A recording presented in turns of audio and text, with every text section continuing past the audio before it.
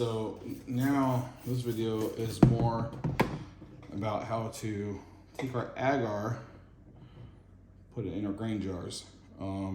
Just the way I've done it, the way I've taught it. All these paper towels here are already wet. I flame sterilized the scalpel outside of the still air box just because there's all this rubbing alcohol in here. So I don't want to introduce a flame to it, but I'm gonna spray it down, wipe it down with rubbing alcohol. Set that right there. Get this wet. I've already sprayed down, wiped down my jars, my hands. So I'm just gonna wipe down these little ketchup cups here. These are just condiment cups of from like Walmart or whatever. That's why I put the agar in. Squirted a little peanut envy on there. It kind of stalled out some. I think it's because the agar I was using wasn't like a decent brand. I don't think it had very much nutrients in it, or maybe my recipe wasn't good. But regardless, that's what we had to work with, so that's what we worked with. So once again, take this thing. So what we're gonna do is we're gonna, let the rubbing alcohol evaporate off this real fast. Okay, so we're gonna take our lid off our agar. It's a little thing, and we're just gonna cut it into a bunch of little chunks, like little squares. So it's really easy to cut. Just cut it in a bunch of little chunk squares, and then make sure you run the blade around the edge. So I'm gonna do each cup, then I'm gonna start putting them into the grain jars. So just bear with me here.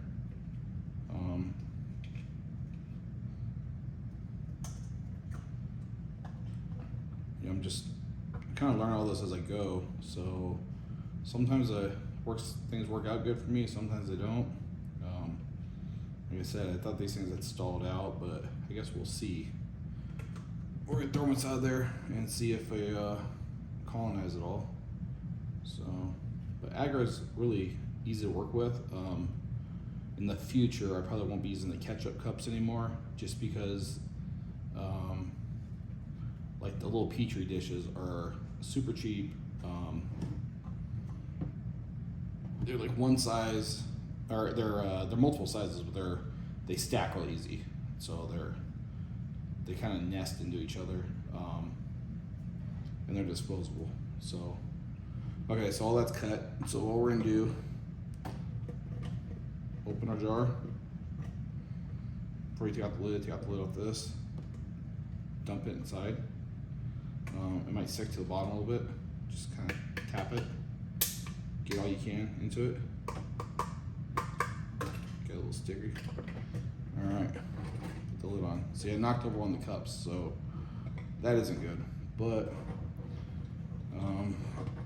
we'll see. I mean, maybe we find, maybe it's not. Put that inside there.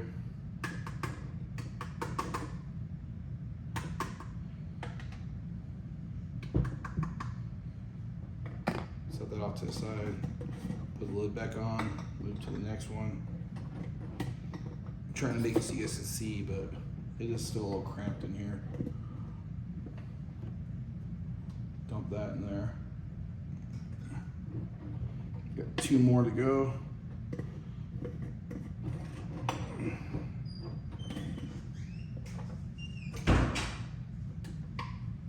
That one came out pretty evenly.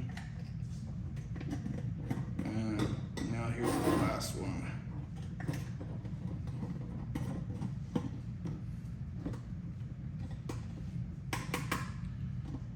All right, so you're gonna seal these back up.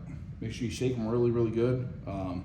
These are peanuts and heavy, so I'm gonna set them off to the side and use a different spot to watch them, to observe them as they colonize. So the other ones that I did earlier are grain to grain, so this should be way faster. But I have hope for these. Like I said, I thought they stalled, but maybe not. My box is a little bit dirty here. I don't really care for the steel air box, but I haven't made a flow hood yet. So anyways, yeah, so that's it. So once these are sealed back up, put the lid back on, shake them real good. It distributes the agar and the mycelium. The more you shake it, the more contact points it gets.